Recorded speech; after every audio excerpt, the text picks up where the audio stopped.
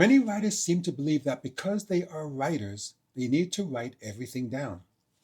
In other words, they feel the need to explain everything in their story instead of allowing their reader to imagine the plot for themselves. It's a common flaw that many writers have, believing that if you don't explain every single detail and then explain each detail thoroughly, then your reader won't be able to understand what you're trying to convey to them. You couldn't be more wrong. Time for another of my little tales.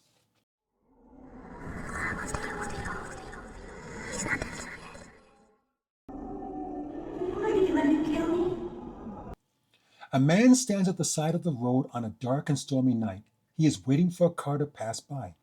He is a hitchhiker trying to get out of the city.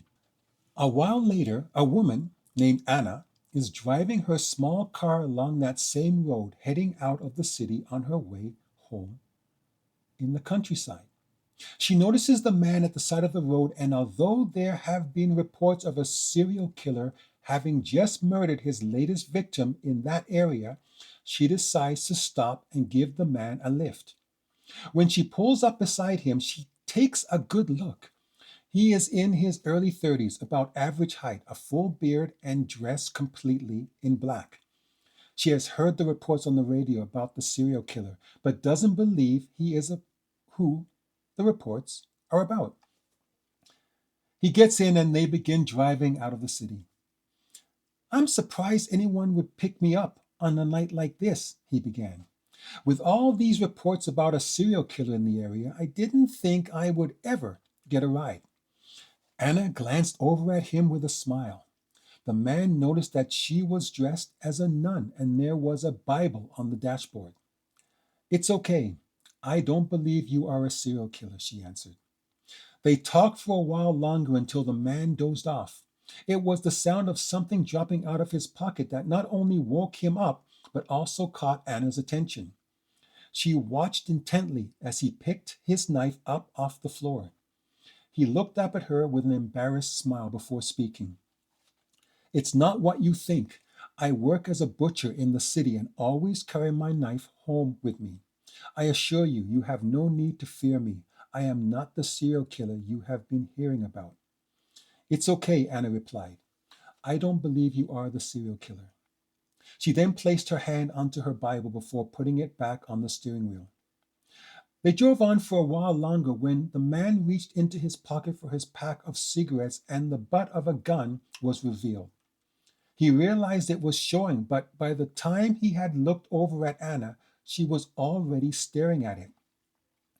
"I know how this must look to you," he said, "but there is a simple explanation for the gun.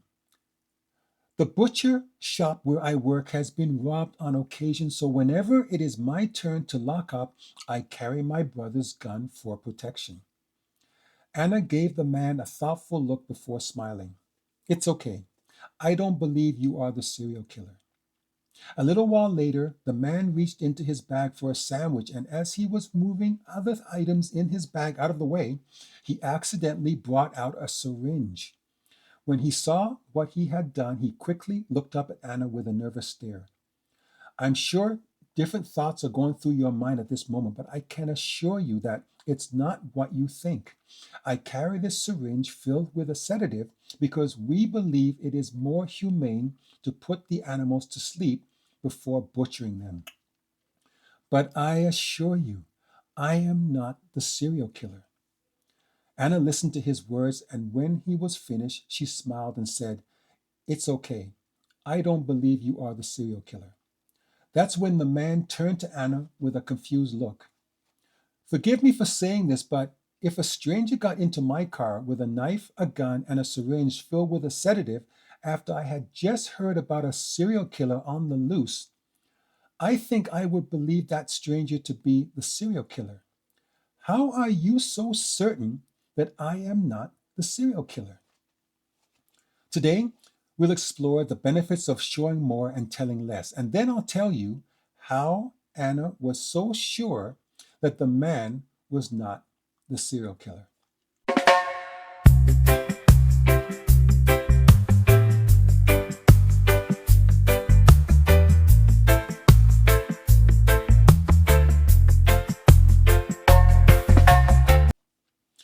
Part of the joy of picking up a novel and allowing it to carry you away is being able to imagine, visualize, and picture the story the writer has created. Readers love to be taken away to places where they can allow their interpretation of the story they are reading to fill their mind with images of how they depict it. If you, as the writer, prevent them from conjuring up in their mind what they can relate to, then you've actually robbed them of the joy they derive from adding their own personal vision on your story. I'll give you an example. A girl has just witnessed a murder. Her name is Cindy. The man who did the murder has just seen her hiding behind a large crate. When she leaned too hard against the crate, it made a sound. The man heard the sound and knew someone was there because the crate wouldn't have been able to move itself. He runs over to catch and kill the person who is a witness to the crime he has just committed. He doesn't want to be caught for murder. The girl sees him coming and, after pushing off of the crate, runs away. The crate falls due to her pushing it. He sees her and runs after her. She is in her jogging outfit, giving her the ability of running faster than if she were wearing regular street clothes. She sees a house at the end of the street. There are no lights on, and because of this, she knows the house is empty. It's only 8 o'clock p.m. when she gets to the house. She runs around to the back and climbs in through a back window. She's inside. She's in the kitchen. She had entered the house through an open kitchen window. She grabs hold of a kitchen knife on the kitchen counter as she runs out of the kitchen. The murderer, who is chasing her, has found the window she used at the back of the house to enter into the kitchen and is now standing in the kitchen looking for her in the dark. Okay, I'll stop there. It's starting to annoy me already. Imagine an entire novel like that. Your reader has no chance to imagine anything. It's all laid out for them. Now, an example of showing more and telling less. Cindy, a local girl in the neighborhood, was out for her evening jog when she heard two men arguing. Ducking behind a large crate, she peered out at the men. Suddenly, a shot rang out and one of the men dropped to the ground. Leaning back against the crate, trying her best to muffle her scream of shock, she accidentally moved the crate, causing it to scrape against the one it sat atop. The man turned and, after stepping over the body, walked in her direction. In a panic, she turned to run, inadvertently knocking the crate over. Realizing she was a witness to a crime, she ran for her life. With him just a few steps behind and able to see her every move, she ran past her house. She didn't want to bring danger home to her family, so instead, she decided to run to the house at the end of the street. Her neighbors were out of town for the weekend, but she knew they always left the kitchen window at the back of the house open enough for their cat to come and go as it pleased. Inside, she went directly for the counter next to the stove. She knew that's where they kept their knives. She grabbed the biggest one she could find. Now, holding her only source of defense, she was just running out of the room for the front door when she heard him stepping in through the window. With the second example, although her actions were described, a lot was left to the imagination of the reader. They were able to visualize the scene as Cindy experienced it. When writing your story, never say more than you need to. Listen to this portion from our first example. She runs around to the back and climbs in through a back window. She's inside. She's in the kitchen. She had entered the house through an open kitchen window. She grabs hold of a kitchen knife on the kitchen counter as she runs out of the kitchen. In this short passage, there are a number of unnecessary words. She runs around to the back and climbs in through the back window. Well, obviously, if she's at the back, we already know that the window that she's climbing in through is a back window. Then stating that she's inside is insulting your reader's intelligence. Once she's climbed in, she's obviously inside. She's in the kitchen is fine. We didn't know that the back window led to the kitchen, but then stating that she had entered the house through an open kitchen window is repetitive. We don't need to read about it a second time. She grabs hold of a kitchen knife on the kitchen counter as she runs out of the kitchen. If she's in the kitchen, which has already been established, then the reader knows that the knives in there are kitchen knives unless otherwise stated. And of course, they're on the kitchen counter. It makes no sense stating the obvious. And stating that she's running out of the kitchen is just plain useless. If she's in the kitchen, the only place she is able to run out of is the kitchen. Here's how it should sound. She runs around to the back of the house and climbs in through an open kitchen window. She looks around and then, after getting hold of a knife, she runs out of the room with it. Maybe your reader likes to keep their kitchen knives in a special drawer, and by not stating exactly where they are, your reader can imagine their own kitchen, helping them to be more of a part of the story. Unless, of course, the place where the knife is kept is integral to the advancement of your story.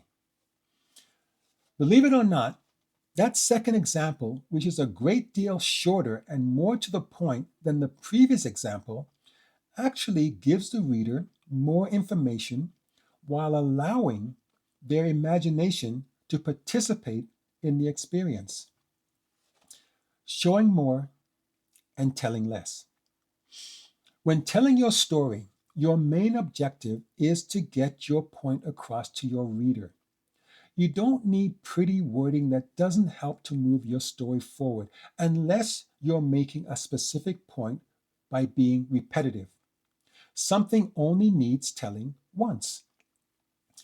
Sometimes there are things that don't even need telling at all. Some things are understood. Your readers are not idiots. Remember, your reader is intelligent enough to fill in the blanks. It's easy to think that you need to take your reader by the hand and guide them through your story. But the truth is, giving a story with unnecessary and repetitive wording to an accomplished reader is like giving a cyclist a bike with training wheels. It's redundant and unnecessary. Unless you're writing a training manual where repetition is required, just write your story with no more than the words needed to convey your plot, and you will not only have a more satisfying story, but you will also have accomplished the most important part of writing a successful story. Furthermore, you will have given your reader the opportunity to be a participant in that story, and once you're able to write something that gives your reader the ability to use their imagination to enjoy the experience, you will have given them something that they will remain with long after that story has reached the end. And now I'll tell you the ending to the story I call Taken at Face Value. Anna pulled the car over to the side of the road and turned to the man before speaking. The answer is simple, she answered. Although you carry a knife, a gun, and a syringe filled with a sedative, all items a serial killer might carry, I have to say it's quite unlikely that there would be two of us serial killers in the same car. Thanks for watching, and if you found anything I said beneficial to you in any way, hit that subscribe button, because you never know, my next video might just be helpful too.